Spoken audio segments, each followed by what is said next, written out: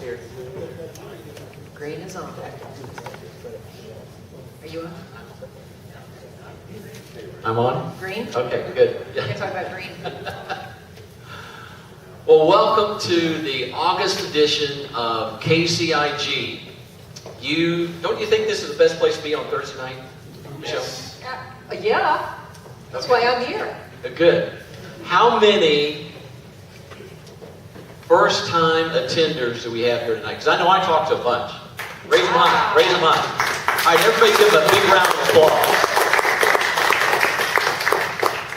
And all I will say to these first-time attenders is that we have some dynamic things in the works. I'm not going to let the cat out of the bag. I've already talked to a few people tonight and told them a little bit, but I'm not going to let the cat out of the bag. But we've got some really exciting things in the near future for you newbies that will really benefit you. You know, and I'll tell you, the first time people, and even the people who have been here, coming here for a while, network and talk to these people. I have talked to people just tonight who are first-timers, and they're buying properties, or they're wholesalers, or they're rehabbers. Well, if I'm a wholesaler, don't I want a buyer who might be a rehabber? So, and if I'm a rehabber, don't I want more properties to rent out? So, you show Or up. more eyes out there looking for my properties? Absolutely. Get out and talk to all these people who are in this room, because they're here to do business, and they're here to find deals, or they're here to buy your deals. So don't be shy. Come in and walk up to someone if they're just standing around, and introduce yourself and say, what are you doing here, and why are you here, and what deal do you have, and just what are you offering? What are you in business for? What are you trying to sell? What are you trying to buy? And just talk to people, because that's how you're going to find the deals. Absolutely. And we've all been there. You've been there, right? I've been there. I still remember the first time I came to KCIG, and I was I don't intimidate easy, but I felt a little bit intimidated. In fact, now I don't intimidate at all. I'm just too old to intimidate, so I don't intimidate anymore. But I was a little bit intimidated that night because I felt so out of my comfort zone. So we know where you are. We know where you're coming from. If you're feeling out of your comfort zone, let me tell you, that's where big deals happen. So, Gary Barnes, where are you? Would you mind coming up and just giving a testimony about KCIG and just briefly and tell us what, here we go, that's why it's reverberating, it sounded loud. Come on up front. Let us know how long you've been coming to KCIG and briefly how it's benefited you. This is my second time. Okay. It was about 15 years ago. And the speaker that was speaking that night was speaking about notes and creating notes. And that's what I do. Have since then. Successfully. Exclusively, yes. Exclusively and successfully. So the neat thing about real estate is that there's more than just one avenue of making money. Thank you, Gary. You're welcome. So we won't get into it right now, but all of the different exit strategies, and there's a bunch of them, right? If you learn how to think outside the box, if you learn how to think real estate, you'll get to a point where you can almost turn a profit on every phone call you get, and that's the goal. Every lead, every phone call needs to turn a profit somehow, and you'll get to that point. So,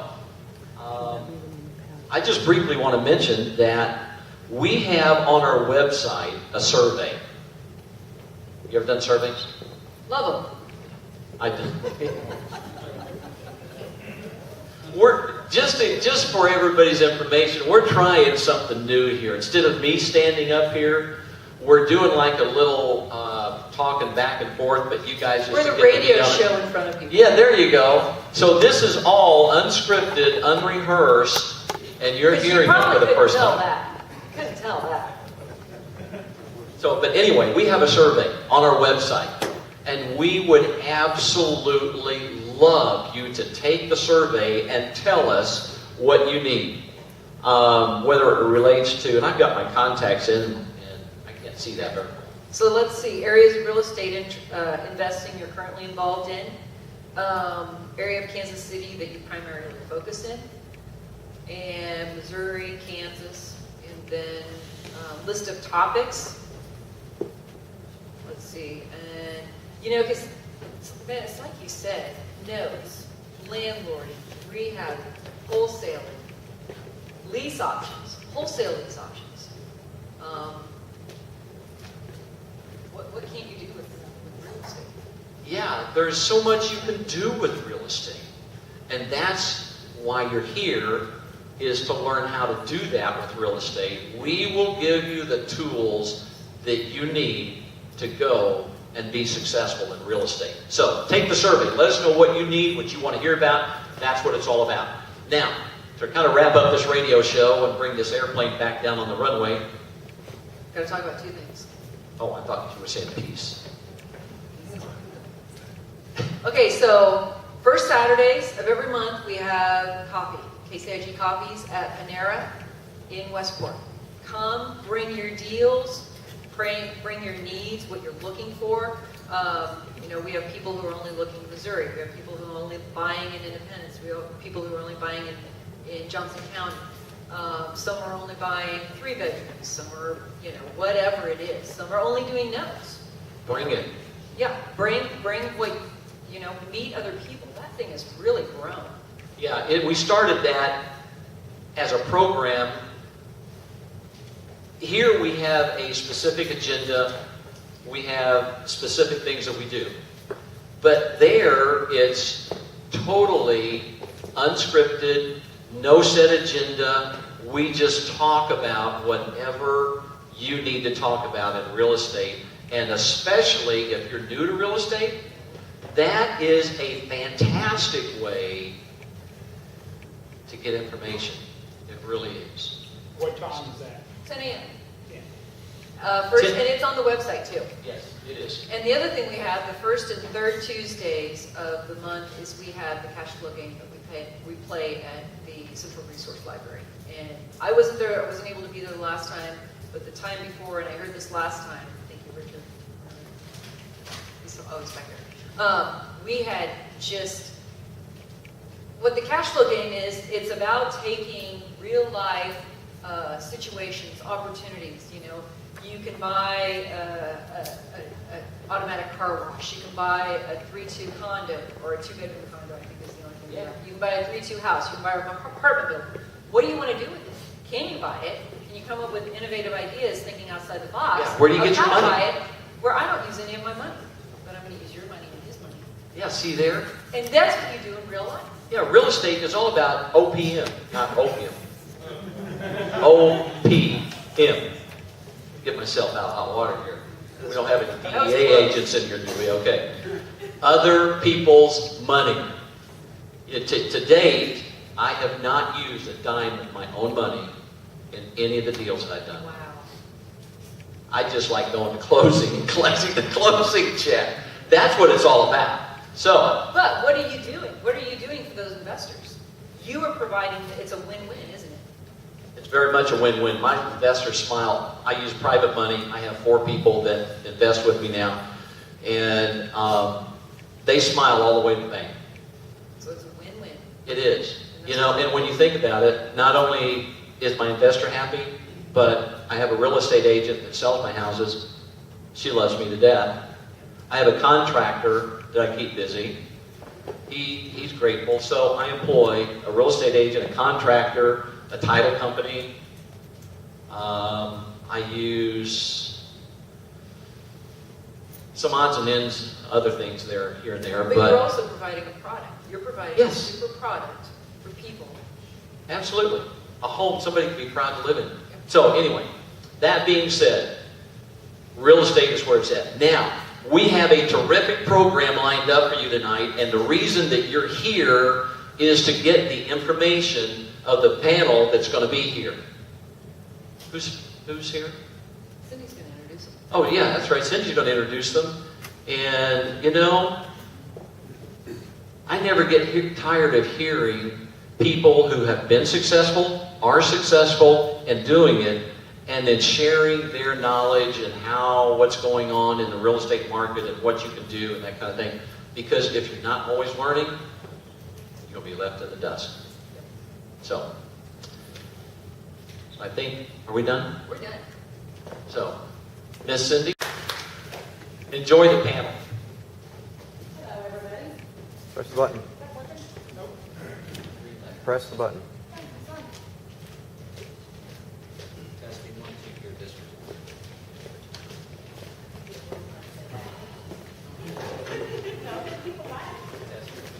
Hello, there we go. All right, this evening, one thing I've noticed, I've been with investors now for 12 to 14 years, and some of the greatest source to learn from is experienced investors.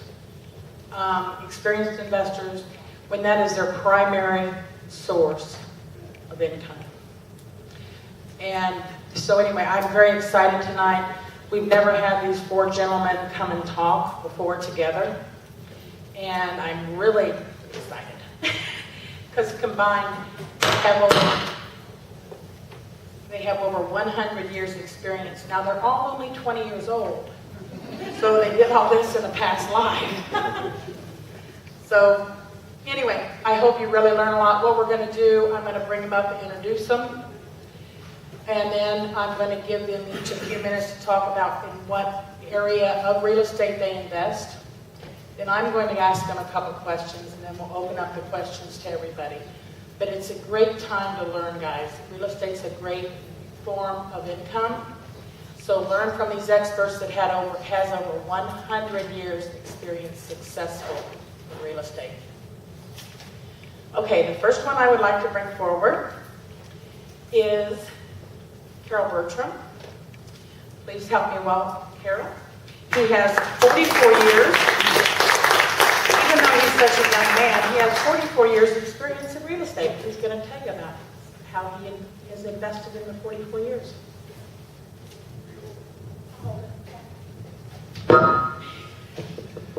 My life has been real estate since I got out of the service. I was in banking. I made a minimal amount.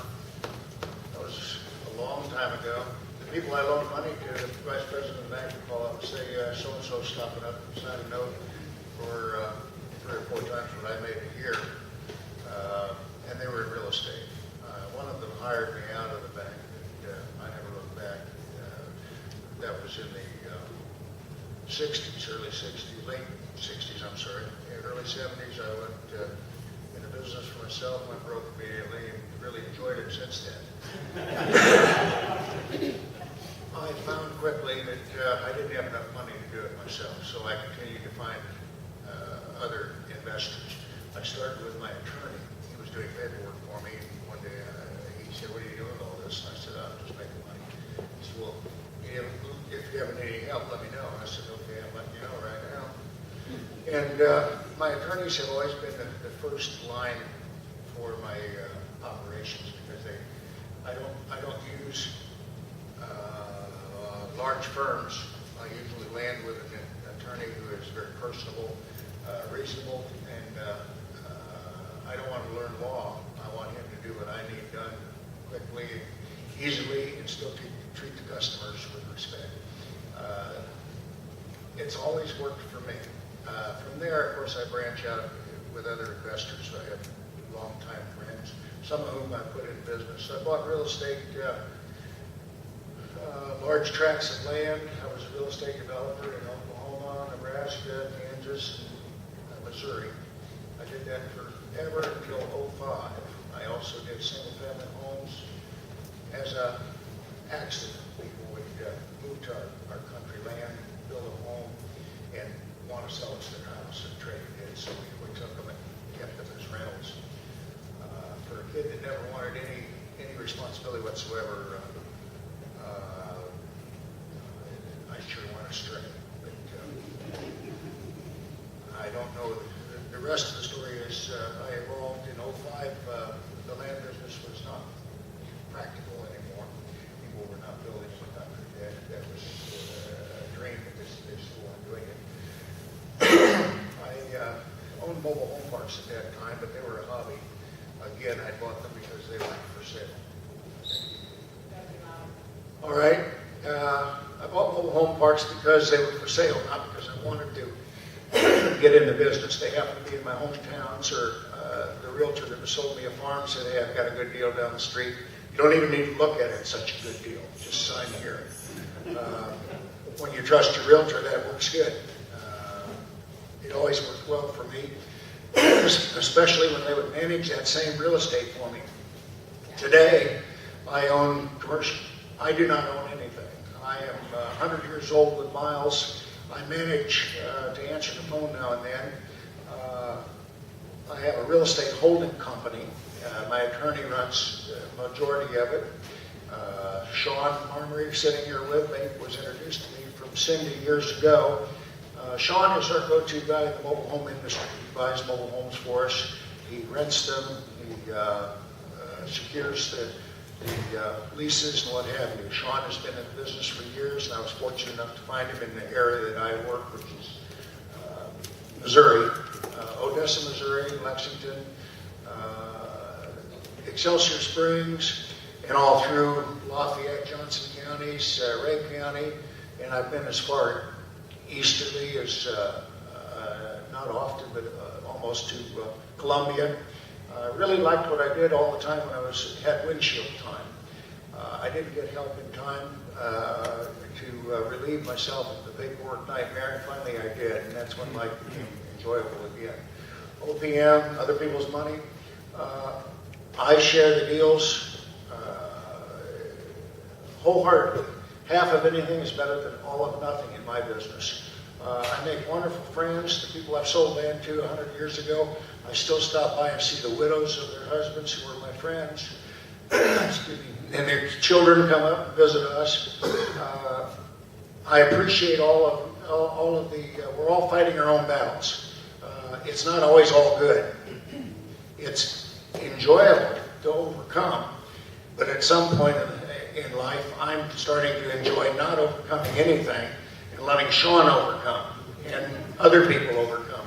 The rules and regulations have all changed to the point where it really takes full-time attention not to make a mistake. The mistakes can be very simple, very meaningless to the individual who makes it, and of course it can be harmful to financially as well as embarrassing or whatever. But we work with small banks that have a lot of money. They don't have 15 floors, they just have one or two, aside from individuals that do invest once in a while. We keep it simple. I am simple. I'm really a simple guy. Networking has arrived. That's how I arrived here this evening, was networking with Cindy. I met her through the Bug Man, a famous bug killer from Missouri. She introduced me to Sean. That was several years ago. Sean has done a tremendous amount of business for us since then. I don't manage Sean. He owns his own company. He's a contractor for us. And oh, thank heaven, he's my secret weapon in the mobile home industry. We buy mobile homes. My company buys mobile homes. We have home subdivision, manufactured housing subdivision, as well as mobile home parks. So we have a place to go with them. They're not dropping in value anymore like they used to. They're built better. We take better care of them. Our people take better care of them. We try to educate them and treat them better than they treat themselves, with respect regardless of what happens. And we get respect in return most of the time, and so do our homes. I don't know anything else to iterate up here other than the fact that I am such a simple guy. My simple formula was buy real estate and try to pay for it, and it's always worked for me. Thank you very much. You want to sit down and set up the table. Thank you very much. Now, the next gentleman I would like to bring up is Luther Wilson. Please welcome Luther. He's got how many years? I was wrong on the years. 24 years in real estate, and he's going to talk to you about what he does. Good evening, everybody. What I do, let me tell you when I started. I started in 1990, and I went to my very first landlord meeting. And everybody there, this was in Kansas City, Kansas, Wayne County. where I'm from. So everybody there was literally twice my age. I was 32, so everybody else was literally twice my age, sitting around, smoking, drinking, and complaining about how bad the rental business was. Okay, so I didn't know whether I wanted to be in the rental business or not, so I ran into a gentleman that was owner financing all his properties, and I noticed that he didn't do very much. He would get a down payment and a monthly payment. The people would move in and take care of their properties. He had like 45 of these going. I happened to sell him one of my rentals. So I quickly adopted his business model. So I started buying, and instead of renting, I owner finance. I would get a down payment, okay, and I became a bank, literally. And that's what I've been doing for the last 24 years. And it's wonderful. Basically, I tell investors that you shouldn't be scared of doing it. I make more money if I get the house back than if I don't, because I get another down payment. And usually, the families take better care of the houses, and you know, that's it. Go ahead and sit down there. Thank you very much, Lucas. Contract for needs, owner financing, that's great. Now the next one is with experience. I'm going in terms of experience. The next one with 20 years experience is Mr. J.D. Asbell. Please help me welcome J.D.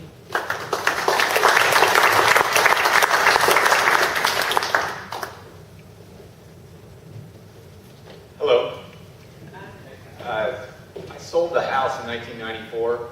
It's my first house we bought. Made $12,000. I was looking at it going, no, wait a minute. I just lived here for 6 years and I made 12 grand. And I just got into real estate. I'm like, if I had two of these, I'd make 24 grand. So that day in 1994, my son back there was newly born. I had to figure out a way to get our kids through college. I thought, I'm going to buy 4 houses. He was 1 year old. I was going to put him on an 18-year amortization, get it paid off, and I'd have 100 grand when he was ready for college. Little did I know it would be a full-time business. Our business right now, we were buying and selling houses for about 8 or 9 years. In 2003, we bought a Home Investors franchise from a guy here in town that was struggling in the business. He's a good friend of mine today. But that kind of put our business on steroids. Home Investors really is a lead generation program. I do what everyone else does. I run my own home buying business. We rehab about 30 to 40% of what we buy. We do nice rehabs. We also have a rental company called Destination Properties that started in '93. We have several rentals that we add rentals each year. Have a lending business, Crossroads Investment Lending, that we finance. We fund deals. Met with some of you guys this week. But we basically, we bought over 900 houses in the Kansas City metro. We've been in just about every neighborhood. So we kind of feel like we can add a little bit to the lending process by knowing a little bit, knowing some contractors, being able to help people with the right contractors. If they say this roof is $9,000, I'll tell them we call Tony at Ray's Roofing. Tony can do it for $4,200. So we help in that lending process. I hear 44 years of experience, so I brought my notebook. I 100% agree with what everybody says about just learning. We can all learn every day. Our business model is we do the right thing and let God do the rest. That's how we would operate our business. We'd be honest. We're honest people. We do what we say we're going to do, and we don't have to remember anything. We don't take deals. We don't do deals underhanded. We just want to do the right thing in how we operate. And we've just grown in spite of us. Here. I smile because it's like, it touches me when people aren't driven by money, especially in this business, you know? It touches me. Okay, the next one is Mark Edmondson. He has about 14 years. Come on up, Mark. Help me welcome Mark. Heavy Polly back there. Polly calls herself my Girl Friday. She's great. Thanks, Polly. It's hard to compete with that. I've learned everything from JD, actually. I'm not on TV. He's the guy. Have you guys seen his television commercials? I like your lesson with the shutter fell off the house and you kind of ducked. That took about 900 takes. That was pretty corny, too. Let me tell you. That was bad. Has he done an ice bucket challenge? I don't know. Yes. Check it out when I get home. And I'm tired of looking at him on the paper. Yeah, I know. That's not Randall's chorus, that. I was in corporate America for over 20 years, and I was kind of getting burned out just having a regular job, sitting behind a desk and having a boss all day long telling me how stupid I was. And some other friends of mine I went to church with, our kids went to school together, we're all about the same. I was about in my mid-40s, and ran into a real good friend of mine who was starting to do contract for deeds in Wyandotte County. And he was helping people come out of their foreclosure to stay in their house. And he talked about how he was doing it and making lots of money. And so I bought my first house and had a rental house, so I had my job, then I got another one, then I got another one. But I had a wife and 3 kids at home, and I was wanting to do this full time. It was difficult when you had a job and you got the steady check and the benefits, and it was at a company car. It was hard. But I finally just took the plunge, and me and 2 of the guys just kind of jumped out. And another friend of mine said, there's a need in the market in about 2003 for a thing called hard money. And I said, you're going to have to walk me through what hard money is. Does anybody even know what that means? Maybe a few people do. But for people who don't, it's the loans that are really, really hard. No, it was hard loans are kind of, it's a slang term for hard loans, but the word is, it's a loan for investors or anybody who's trying to get to where a bank will finally take what you want to do. A lot of banks only want to help people that people don't really need their help. But a lot of people need banks' help, and banks don't want to help them, kind of like insurance companies. So we started a company called Bridge Financial in 2003. And then we started doing hard money lending to investors for 6 months who wanted to buy an ugly house and make it pretty. And they had 6 months to get it done. It was really expensive, but it was short term. But we already had an exit plan put together to where if you start here at, let's say, $30,000, and in 4 months you're going to owe us $50,000 with your work, but maybe the house is worth $75,000 or $80,000, and you've got a plan to sell it. And that's what we did. So we did that for about until 2008. And kind of what was said earlier, in 2008, the bottom fell out of the market, and I went through a lot in that. And in 2008, I owned 20 acres and 50 lots up in Kearney, and they're still sitting up there with weeds on them. And I got through that without filing bankruptcy, but it was expensive. But I learned a lot. I haven't done the numbers that all these guys have done, but I'm now turning about 30 to 35 houses a year. One thing I did learn when I worked at Bridge, I did a lot of things. I did land development, I did convenience stores, apartment complexes, but it seemed to always simplify things for me to come back to single-family homes. And I read somewhere that there's like 30 to 40% of all single-family homes in Kansas City, Missouri are rented. So it seemed to me like there's a tremendous need for investors. Somebody's got to own those houses. And so I just started learning that. And I read one day a company that makes strawberry bread, and their slogan was, do one thing and be the best at it. And about 3 years ago, I just made that decision. I'm going to do one thing and try to be the best at it. So for the past 3 years, I've just been building houses that are rentals and provide them to investors, primarily who don't even live here. Most of my clients don't live in Kansas City. When I worked at Bridge, I had a chance to go to California for about a year and work on a radio show in Los Angeles and in San Francisco, because a lot of people on the West Coast, East Coast like to invest in the Midwest. In case you'll learn that, especially people that are new, that what we do here is not even feasible in parts of our country that are around water. The closer you get to water, the more land gets in cost. That's the way it works. Maybe in Colorado. So I developed a big buying pool out of the West Coast. And all of a sudden, people in Australia found me. Probably some folks have heard that Australians. It's kind of backed off now with their dollar, but they bought a lot here the last few years. So that's what I do. So I buy old, ugly houses, just like JD does, and try to make it pretty and make them rental and provide them to investors. And it works pretty good. Okay, thanks. Thank you very much. Okay. So, as you all can see, they have different specialties, in essence, okay? That was one of the many things I like. I adore these guys. They're great guys, okay? Thank you, y'all. So what I'm going to do now, I'm going to ask them a question, and each one of them is going to give us a different answer. The first question, I'm going to start off with, I'm going to end with a positive, okay? So we'll start off with a negative. So my first question to them, in all their years in real estate, what is, and I'm going to use the term trying, okay? Not worst. What was the most trying experience and lesson that they learned? First, we'll start with Carol.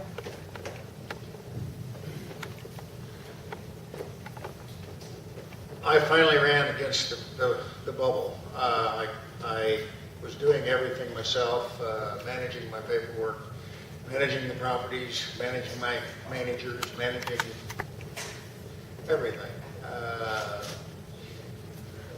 I was not doing a very good job at something every day. I couldn't do it all. I wished I would have come to the conclusion years ago that I arrived at several years ago. I got help. I started networking. I ended up with schoolgirls in the summer, professional people in the winter to do bookkeeping, etc. Daily bookkeeping, the daily grind. Go to the mailbox, go to the bank, go to the, in my case, I'm small town, go to the cleaners,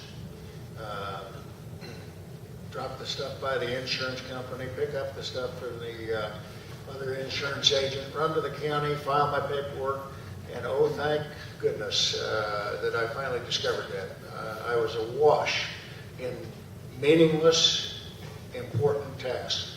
My time and my money was made in the windshield, not performing those tasks. And that was the hardest thing I ever did besides quit smoking.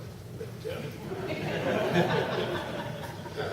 I didn't ask for help early enough. I didn't get help early enough. I just kept managing and storing more boxes of I'll do it later.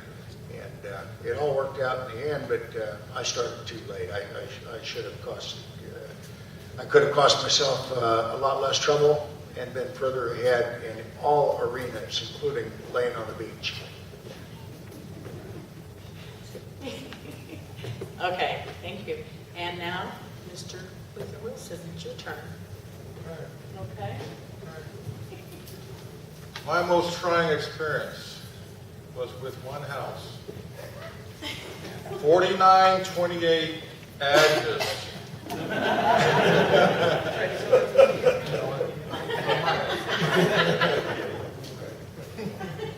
Okay. Okay. This house, the house from hell. 1992. It was a foreclosure. Bought it from a bank. For your information, banks back in 1992, they financed their foreclosures. Isn't that cool? Yeah. So we bought it, owner financed, and of course, I turned around and owner financed it. Put a buyer in there. They were with me about 5 years, and we gave her title to the property. Right? We figured she wasn't going anywhere. So we put the property in her name, and we carried back a mortgage. Okay? Well, almost immediately, she got delinquent. Okay? So we threatened to foreclose on her, and then we said, well, why don't we try to get her to refi and just pay us off? Because this was about 1997, okay? So lenders were starting to really make loans to people that had suspect credit. So we took her to the lender to pay us off. We promised to pay all her closing costs and give her $2,000 of her money just to refi. So she qualified, and the title company called me and my partner in to sign our paperwork. Now, the only thing that we had to sign off on was the deed of release, because she had title, remember. So we signed a deed of release, and our buyer had 3 days, the 3-day rescission period, okay? Keep in mind, we're paying all our closing costs and $2,000 of her money. Well, she changed her mind in the rescission period, okay? So we were pretty upset, so we told her the next time you get delinquent, we're going to foreclose and take the house back. So before we could foreclose, she files bankruptcy, okay? So we worked through that, and during that time, she moves out of the property and gives us the keys. Great, so we got the property back. However, we do not have title. So we try to get her to sign the house back over, since she's not living there. She refused. Her bankruptcy attorney gave her the go-ahead to sign the house back over. She still wouldn't do it. Her father told her to do it. She still wouldn't do it. We offered to pay her $200 and send a traveling notary to her job to just sign the blasted house over. She still wouldn't do it. Okay. So all during this time, I had a vacant house, so I quickly got it occupied because it's at 4928 Agnes. You don't want a vacant house in that area. So we got it occupied with the tenant. We told the tenant, hey, we'll sell the house to you just as soon as we get the title back. Okay. So she never did sign it back over, so we were forced to foreclose. I think this was my first and only foreclosure I ever had to do. Okay. So before we foreclose, you have to do title work. So we hired a title company. I'm going to say the name, Assured Quality Title. You guys have probably heard of it. We hired Assured Quality Title to check the title, so when we foreclosed, we could notify all the other lien holders. Okay? So they checked the title and told us that there's no liens and nothing on the property. So we foreclosed, and we got the property back finally. Okay? So now we go in and fix up the house, and I think we rent it for a little bit, and finally we sell it to an investor. Okay? This is a long story, okay? But, okay. We sell it to an investor, and he rehabs it, and he finds a qualified buyer. Now, when we sell it to the investor, we didn't do any title work because we had just foreclosed. And everybody here knows that when you do a foreclosure, it sort of cleans the title, right? Well, that's what we thought. So we didn't do title work, and we sold it to an investor. He rehabs it. He finds a qualified buyer. Okay? So the title company that he goes to do his closing is Assured Quality Title, the same title company that I use, to check the title for me. Well, I'm going to use the name Kelly of Assured just for an example. Kelly calls me up and says, hey, there's a problem with the title. There's a lien that is on the title. So I said, a lien? Well, so I dig out my paperwork from the title work that I did earlier, and I said, well, we got this title policy from your company. Matter of fact, it was you, Kelly, that checked the title earlier and said there was no liens. So she got really, really quiet and told me that I would have to talk to the boss. Basically, she overlooked a lien on this property. So now my investor has a buyer that cannot close. And basically, to keep the investor from suing us, we basically bought our house back. We gave the investor the $13,000 that he was going to make if he had sold the property. Okay? So, let's see, what else? Okay, unfortunately, the investor had the house rented at the time. So when we paid the investor off, we inherited his tenant that he had in the house. Okay. Well, she didn't pay us. It is a house of hell.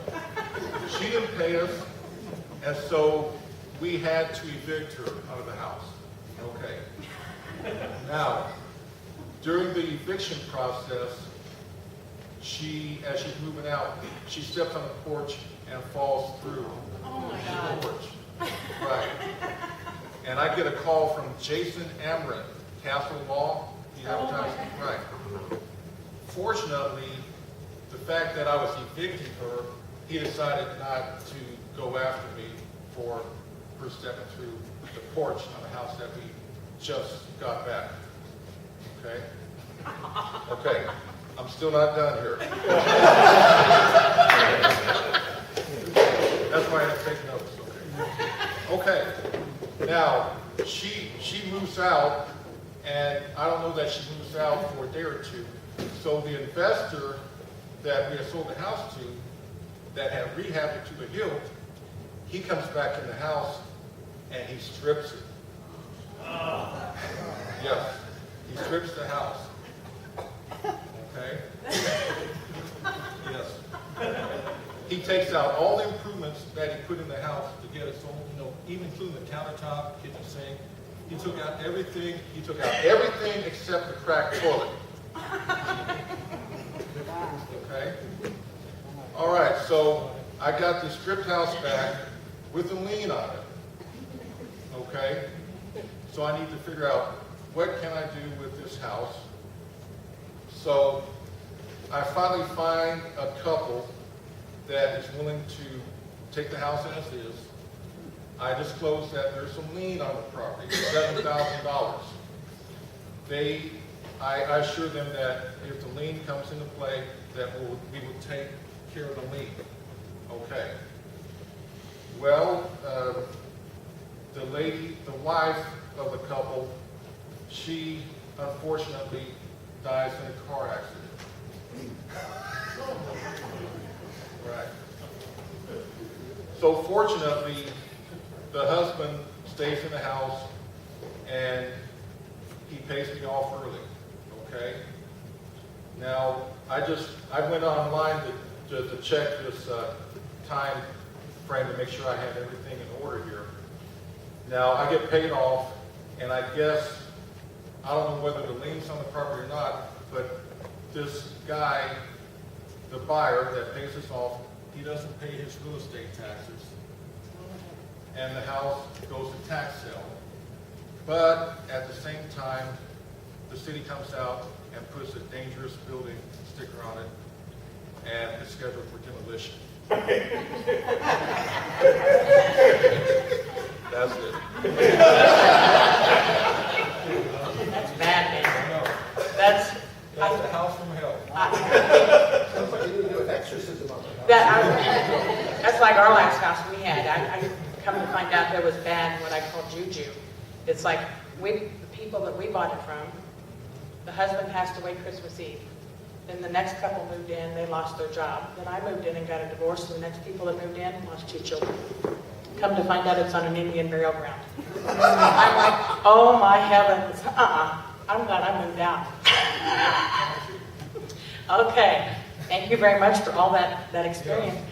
JD. You ought to be a motivational speaker. You know, I was thinking when he was telling that story that there's not a person in the room that's going to forget that story. No.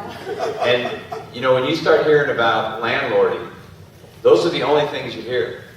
Everybody's got a story, they've heard a story, and Luther's got 50 stories for that one bad story, right? 50 good ones.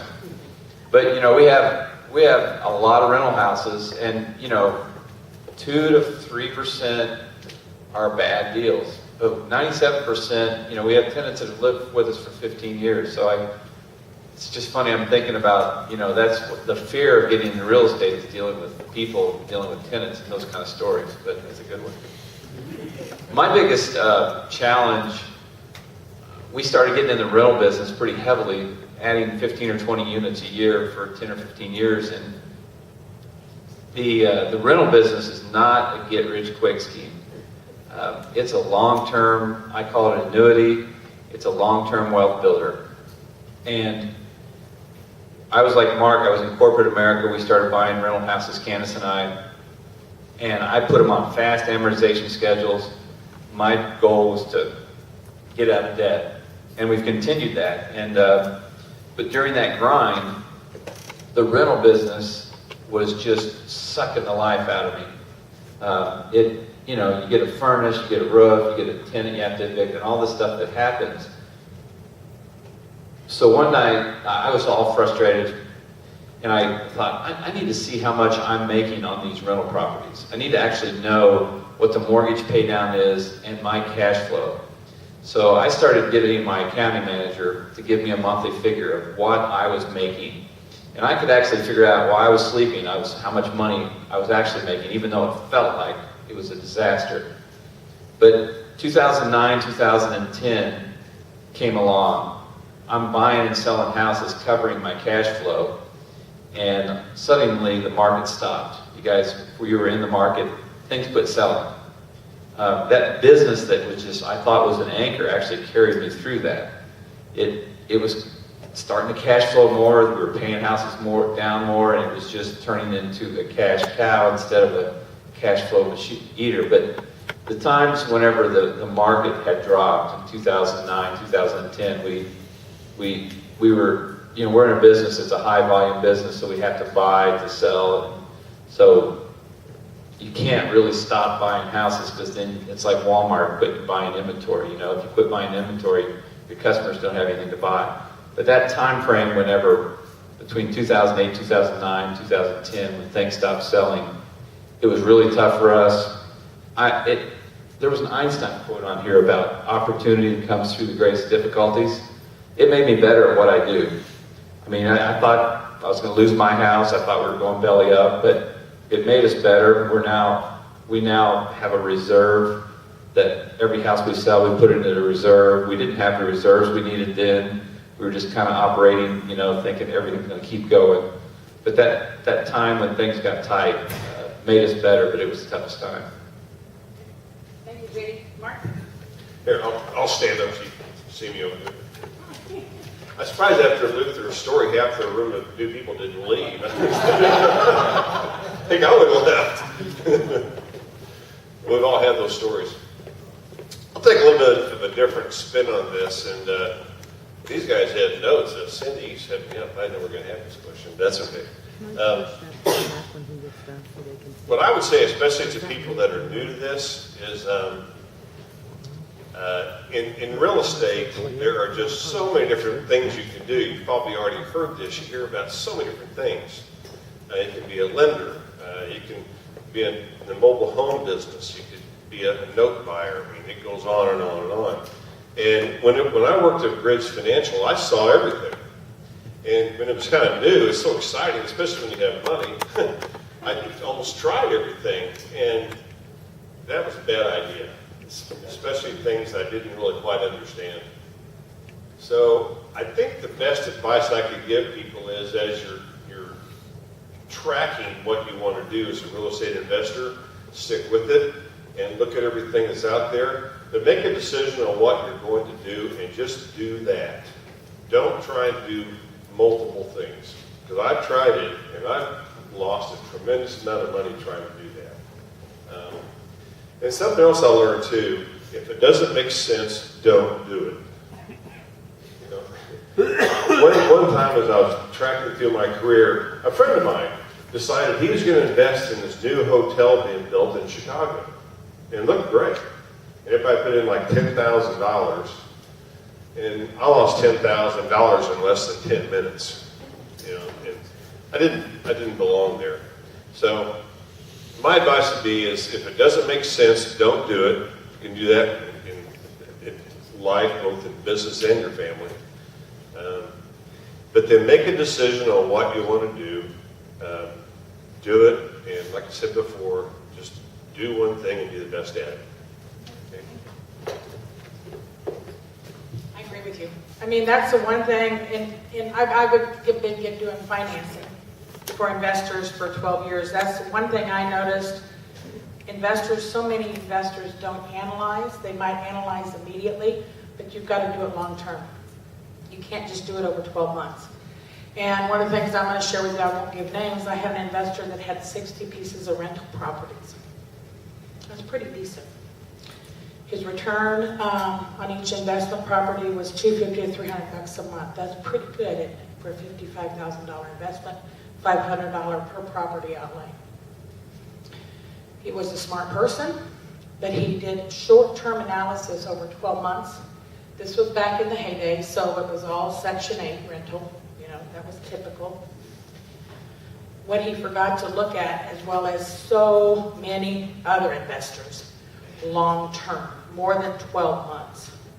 Typically, that market moves every 12 months. When that market moves, you incur cost of $2,500 plus in repairs. So that's one piece of advice coming from my standpoint in financing. Do a longer-term analysis and a market analysis on anything you do in real estate or in any business. Okay? Now we're going to get on the lighter side because I'm a positive person, okay? So now I'm going to ask these gentlemen, what is the best experience that you've had in real estate investing? What's the most remarkable thing that's happened to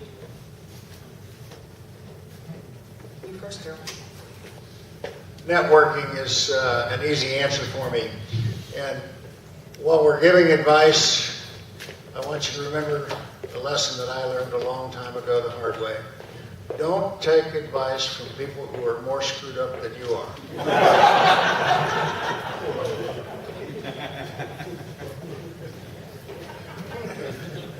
Stick with somebody you respect who's been introduced to you. Networking. The new person is a heck of a lot better source than the guy at the gas station. I'm going to tell you right now. The guy at the gas station knows everything, so does my barber. But as small as the meeting may have been with Cindy years ago, and I'm not just complimenting Cindy, I'm in all seriousness, it was a change of pace for me. I was doubling and tripling the size of our companies at the same time that I was trying to do all my work, and something had to give. And that's when I reached out, and Cindy started shoving assets our way. But the other good thing is that I've met a million wonderful people in this business, along with getting my non-official mental health degree, mental health worker. Tremendous number of people out there that are losing their wits or having a tough time keeping their wits about them. I don't want to join them, I'd like to help them. But it is a fact of life today. Everything's changing, including the people and their attitudes. And as they have told me every day, it's not their fault. I also learned not very long ago, the hard way, when I was missing some of the best deals I've ever missed in my life, ever saw in my life, real estate. The only money I've ever lost on real estate was those deals I didn't buy that were handed to me on a silver platter. I've learned, stab the steak if you want to eat steak and try to pay for it and get somebody else to help you eat it, chew it, pay for it. If you see a good deal and you know it's a good deal, don't think about how to pay for it. Think about how to get the paperwork signed up and then go find the funding. Smart people out there will help you fund it. Even if they just give you 25%. That sure beats what I got out of my deals where I thought about, gee, maybe I'll sign the paperwork, and they handed me the contract and I said, I lost my nerve because I didn't have my financing set up, didn't have my ducks in a row. I don't care about duck hunting anymore. I stabbed the steak. The best news is that I've seen a few good sticks and was able to stab them after I learned that lesson. But networking is the best news for me, absolutely, positively, and there's so much. I was always afraid to network because I didn't want to tell the other guy I didn't know anything. Well, now I don't know anything. The other side of the street is so different than my side. These gentlemen do expertise in their arenas. Anybody can do anything, and a lot of people have proven that. I agree. Pick one shot at what you'd like to do and practice it for a short time, and then do it. Don't study it too hard. You know, there's nothing perfect, even a ball bearing. You can find fault with it if you got a magnifying glass. And don't try to get people to agree with you. If they don't agree with you that it's a good idea, if you're asking for help and paying for the help, don't take it.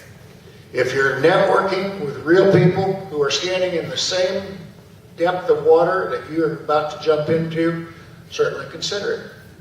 You're all sophisticated people. You drove here, you got here, you're interested in bettering yourselves or at least learning from the people here this evening. Don't think too much. It's a doer's world. It's an action world. You can get help, but don't ask everybody what they think. That's not going to help you. It won't straighten you out, or at least in majority of cases. I found that the average person given the opportunity in their financial decisions will generally take the worst possible option available to them. Don't ask them what they think about your new deal. God bless you. I don't know, I'm a simple guy. I really live well, fast, enjoying what I do. A lot of people, I sit on the front porch with my customers. I sit on the front porch with my attorney. I don't meet my attorney at his office very often. It's usually Panera's. I heard it mentioned about Westport, and I'd like to show up down there one of these days. I really appreciate being here tonight. I'm learning from these gentlemen and yourselves, and of course, several of you have introduced yourselves to me. Appreciate the opportunity that I'm just paying back the courtesy that Cindy gave me. Plus, I'm here certainly enjoying my evening, and God bless all of you. Real estate's the greatest. It's the land of the home and the brave, and the real estate, they ain't making no more. Will Rogers was right about a lot of things. And what we're going to do after this, we will take questions from you all, okay? Now, Luther, you're positive experience.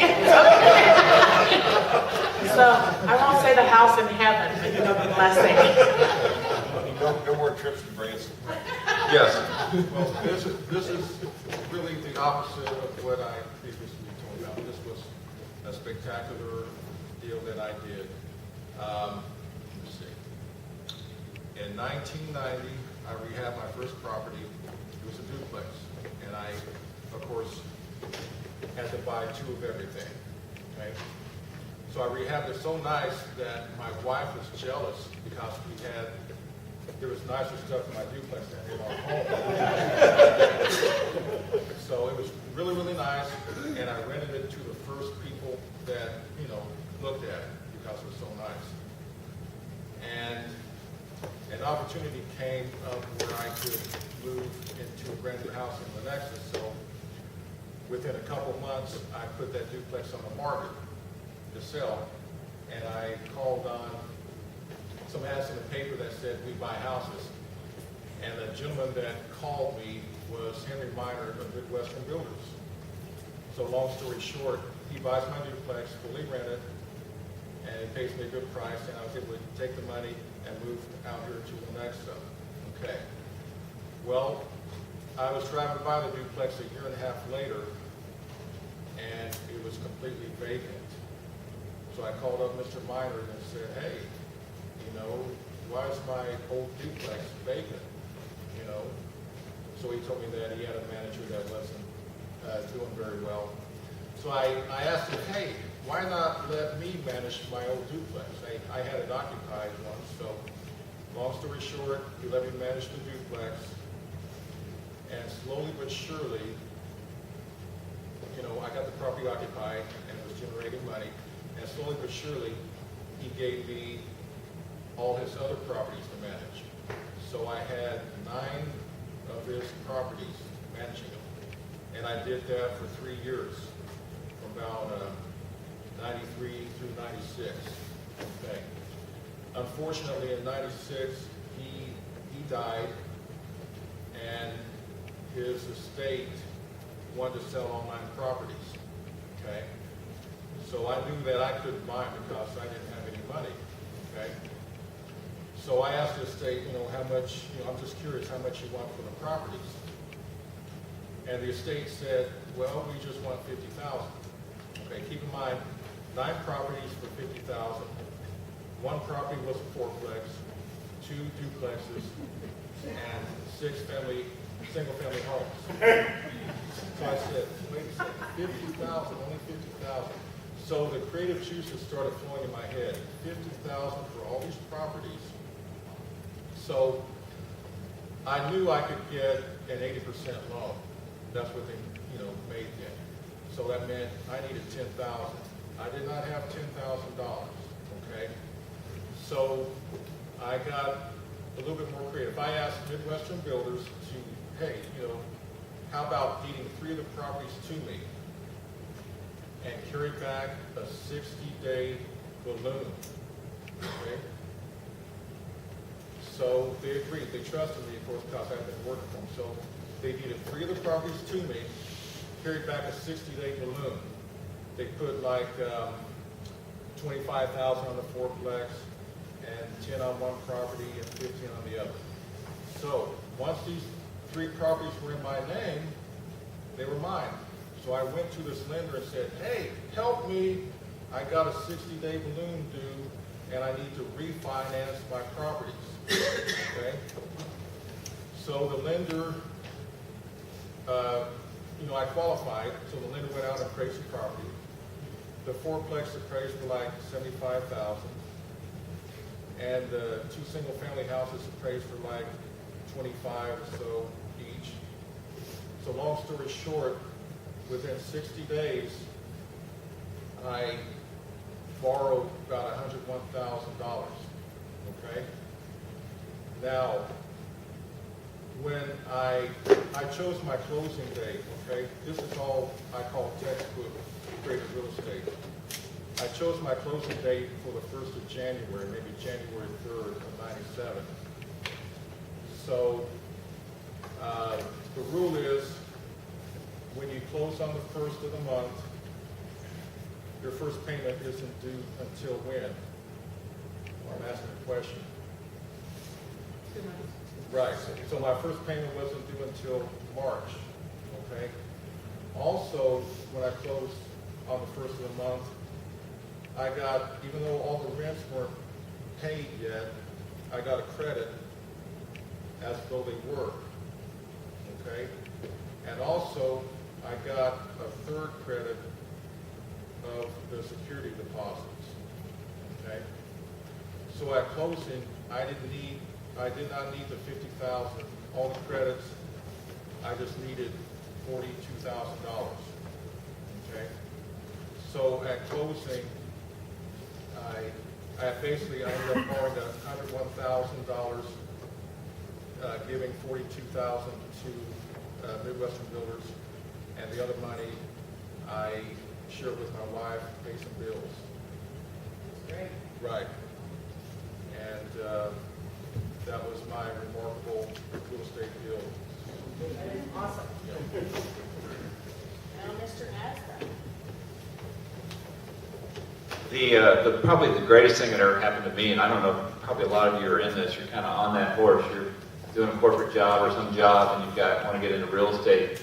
The best thing that happened to me was when I actually went full time. Now I envisioned this of 2 horses going at the same speed, my corporate job and my rental business, and I could jump off on one and ride off into the sunset.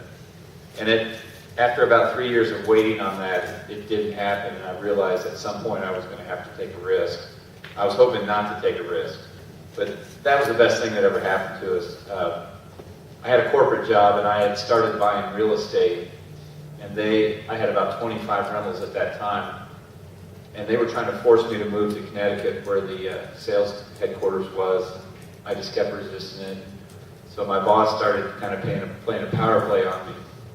He said, you know, you can either, you're going to have to move, or, you know, we're going to eliminate your position. And I was doing real well in sales, so I knew he didn't have a leg to stand on. I didn't really think he would do it. But on January 3rd, 2001, I get a call, and it's my boss and the HR person, and they're in Kansas City.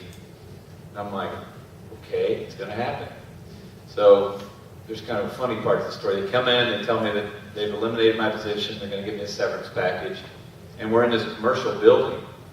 And he said, I'm going to have to call the landlord and get the keys to the commercial building. And I said, well, you're talking to him. And that was a huge moment for me.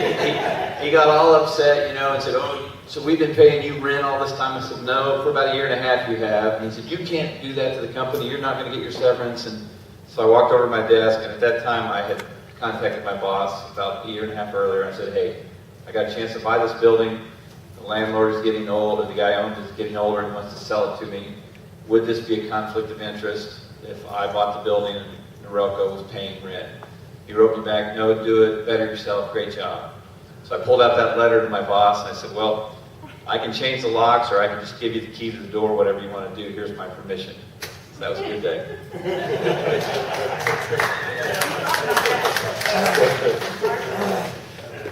Well, I think the most gratifying thing of my experience going from corporate America to being self-employed as a real estate investor is I feel much more secure about my retirement.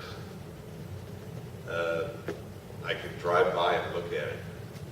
My grandfather was born in 1900, and he bought a house in 1925 in Jeff City, and he lived there until he died in 1975. And my dad was born in 1930, but my grandfather lost his house in 1932. But he was able to figure out a way to save it and live in the basement and be a tenant to the new guy who bought it. And my dad and my grandpa and grandmother lived in the basement for 3 years, living in a concrete basement with nothing but a garden hose for bath. And but he got through it. He did survive. But the stock market took him out. Yeah. And you have no control of the stock market. And even in 2008, I had already got out of corporate America, but I left most of my 401k in the stock market. And my oldest daughter was just starting at K-State, and I had a 529 for her that was going to cover well over half her college. And I lost half her 529 in about 3 days, whenever the market crashed. And I had no control of that. And I picked up the pieces of what I had left, because everybody else was starting to use their self-directed IRAs to buy real estate, because you can do that. I went to my guy who helped me. He worked for George K. Baum, and he said, you cannot take your IRA and buy real estate. And I had just been to a seminar with a company called Equity Trust Company and said, you could do that. So I lost about 40 to 45% of my retirement, and I just said, I'm done. I don't want to go through my retirement counting on people that I have no control of, that being Wall Street, the White House, corporate America, anybody else. When you have no control, I don't know what's going to happen. I saw what happened to my grandfather. And even to this day now, I still watch my 80-year-old dad. He sits in front of his TV every day, just waiting to see what Dow Jones is going to do to him today, and he just looks like a prisoner. So I guess the most gratifying thing is that I don't have to worry about what happens on Wall Street anymore, because I'm building up a rental portfolio to live on when I can't work physically anymore. And I remember one time a friend of mine said he had stock in Coca-Cola, and it lost a tremendous amount of value. And he said, I can't fly down to Coke and tour their plant in Atlanta and see how they're doing. I'm not invited to do that. But if I have a rental house in Raytown that's making me $700 a month, I have the right to go inside, look at that, and see how it's doing. And so it makes sense to me that the most secure retirement I have is I want to be able to see it, I want to touch it, I want to feel it, and don't like it, I can make it go away, and I'm in control versus someone else. And that's probably the most gratifying part of this, is controlling my retirement. Thank you. Thank you very much. Well, you can create passive income. It's like, to me, that's what a dream is, passive income. Okay. Now we'll take questions. Can you help me? Brad? Does this work? Yep. Okay.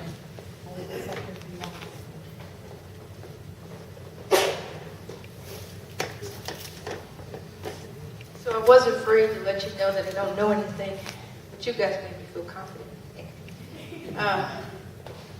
So I saw a house near the plaza. It's $519,000. It's in disrepair. So of course we never paid what they're asking, right? I understand a lot, but there's this one gray area that I want to ask you about. So I want to stab a stake. It's $519,000. Two houses right next to it that have been rehabbed. They're very pretty. I know the comparables are about $519,000. I don't know what the two next to it sold for, but I can find that out. In the training that I've been going through, they keep saying that you don't need money, that you are able to manage this house with a contract. And then you find a buyer who buys a house, and then they rehab it and sell it. I think that's the way I understand it. But I keep hearing, when I come here, I keep hearing, don't spend your own money. And I'm thinking, you need to spend your own money. You manage it with a contract. So then that's the gray area that I have. Is there such a thing as being able to manage a house with a contract? Where basically I go speak to the seller, say, I can sell this house for you. And then I get them to agree to let me sell it for like $200. And then I find a buyer, which is, I'm thinking I'll come here and say, I found a great house for $519,000. And when you guys buy it, fix it up, and then I make the difference. So I go in and I say, this house is not worth $519,000. This house is worth $319,000. And then I sell it to you for the difference, and then somehow I make the difference. Not somehow, I really know how. I'm just a little nervous right now. But my question is that really possible? Or do I? People do it. People call us all the time with that opportunity. And I'm sure guys here do it. I've done it. I've bought houses that I don't want to deal. I think the thing you need to have when you're doing that is that you got to have your ducks in a row, because you got to know what the value is. You got to know what the rehab is. Those are the key ingredients. And if you know what it's going to sell for and how much it needs, then you can realistically go to an investor that's probably pretty shrewd and understands investments and assign that contract to them. The only problem I have with assignments is you need to be able to perform on it.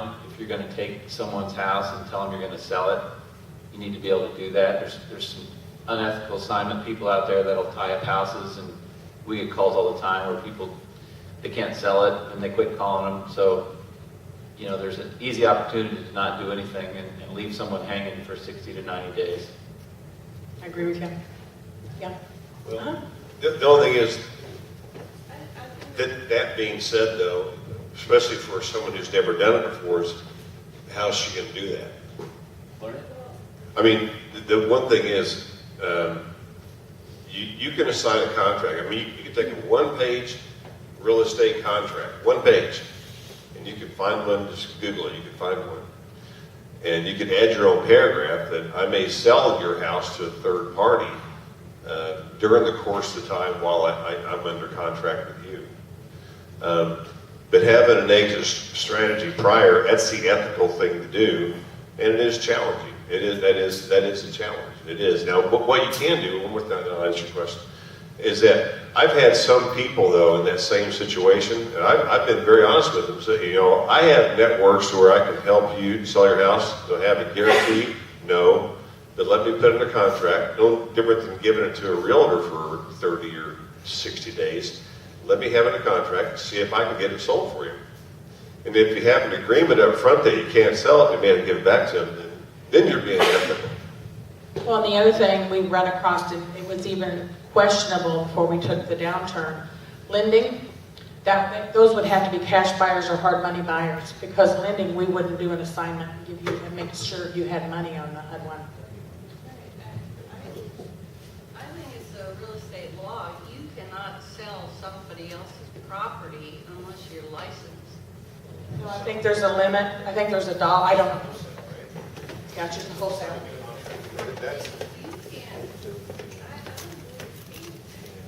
You can sell a house if it's a for sale by owner. If you own the house, you don't have to be a realtor to sell a house if it's a for sale by owner. Just the contractor selling, right? Yeah. So I was going to ask you guys how much of your business comes from wholesalers that bring you guys? You know, surprisingly, I've got a really good realtor, and I probably buy about 70% of my houses from MLS. It's changing rapidly because the laws are changing again with HomePath and Fannie Mae and all that. But I've got some great wholesalers.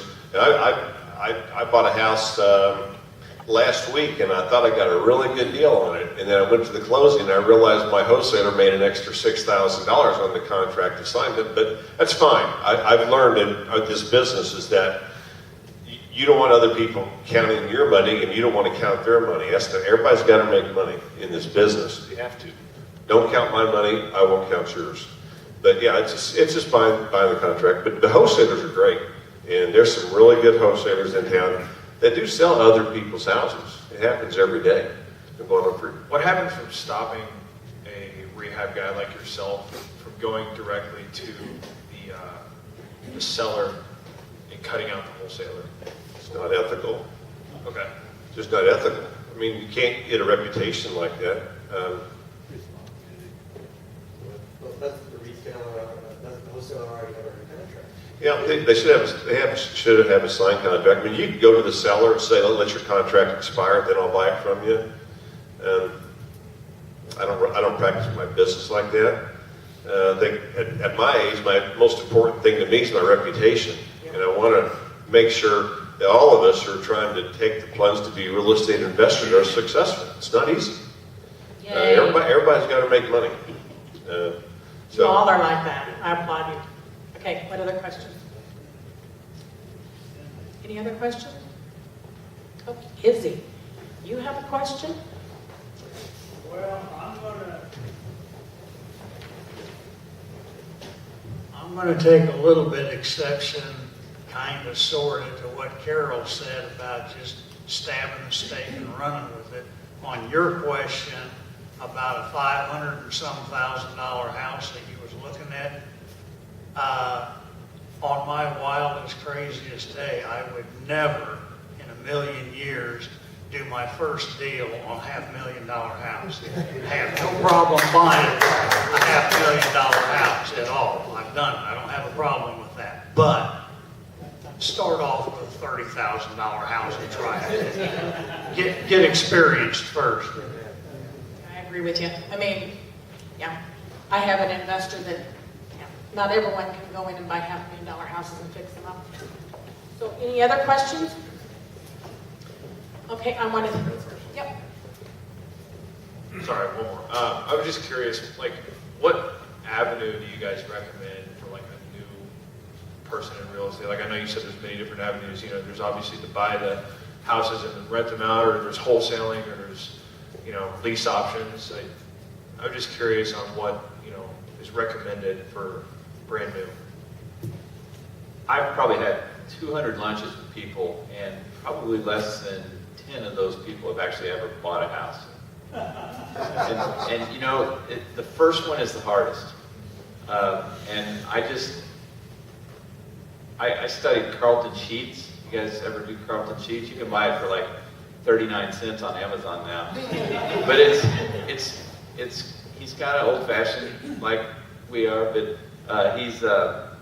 he's got some good strategies. Rich Dad, Poor Dad is a great book to read about investing, but pulling the trigger on your first one is do something, you know. And everybody that I talk to, I'm like, man, set a goal. In the next 90 days, I'm going to buy a rental house, or I'm going to get a contract on a house, and do your first one, and that's the hardest. Here's an idea. Have you done a deal yet, or are you doing? No, I'm looking Okay. to it. I've done a few of these. A lot of times I see a house for rent. It's a little nothing house. It's a for rent sign in the front yard, older neighborhood, but a nice neighborhood. And I will call the sign, and I've asked the owner, I said, I'm not a renter, I'm a buyer, are you the owner? Yes. Would you be interested in selling your house? Now, probably 1 out of 10 say yes. But I've had probably about 3 cases where I've had an older retired man who has actually so tired of it, just one of my options is paid for, and he owner financed me. So I bought a house for nothing that was rented for like $700 a month, and he owner financed me for $400 a month with no money out of my pocket. And I've got 3 of those. And I know some people who've got 15 of those. And that's all they do is call on rental houses and they call the landlord and say, are you tired of being a landlord? A lot of people are. I might try that. Even on Craigslist. Cool. Thanks.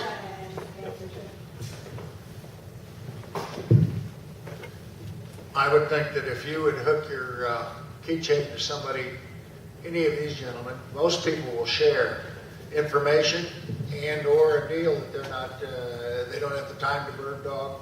Time is everything to me right now. It's not unimportant, it's everything. I know people who would share with you the knowledge, the paperwork. Paperwork's 90% of the battle. Conversationally, you represent yourself great. You can go with anybody here or sit down at Panera Bread and say, I don't have a clue. It's really easy for me to say that, but I would suggest you choose a particular thing that you would like to do in real estate. If that means invest with somebody who's a winner already, that's a great way to learn, watching them use your money. Not lose, use.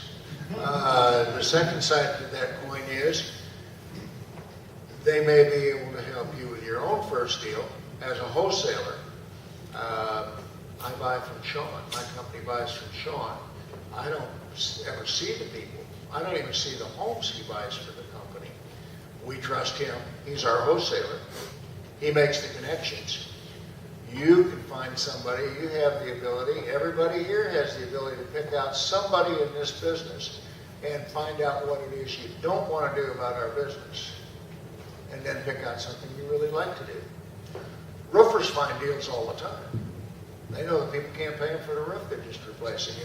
Well, it's endless. What do you want to do? What do you do now? Do you work? Yeah, I work in corporate America. You got a bank. Just like everybody else, right? Not necessarily, but start visiting with the guys who are on the Freedom Ride. This is what it's about for me, is not the money. I have stuff. I don't have money. I got real estate. But I know a lot of these gentlemen would spend 2 or 3 hours during a week with you or on a Saturday and say, what do you want to do? That's half the battle, or 3/4. Paperwork has got to be correct. But what do you want to do? Do you want to paint houses? I was a trash man for 5 years. I cleaned out every house we got. People thought I was a trash man. I'd take my truck to the gas station and fill up on the way with sideboards, and they just thought I was Carol the trash man. But I was well, that's what I was. What do you want to do? And what does your wife want you to do? Or what does your girlfriend want you to do? Don't ask, but you better be aware of it when your time starts being spent somewhere else besides your norm. It's a time-consuming business. It's like gambling. It's a lot of fun when you're winning. You can't win if you're not playing. That's right. I agree with that on your spouse, because it is a commitment. If I go have dinner with someone or lunch and talk about the business and they say, my wife hates real estate, she won't even consider it, I'm like, stop. Because it is not, in my opinion, my wife and I are in the business together. If your wife's not supporting you, not on it, and you're out painting the house at 10 at night, it's really hard to do as a family. All right, well, it's 9 o'clock, and we have to get out of here at 9:30. So I wanted to thank you all, thank Carol, thank you, Luther.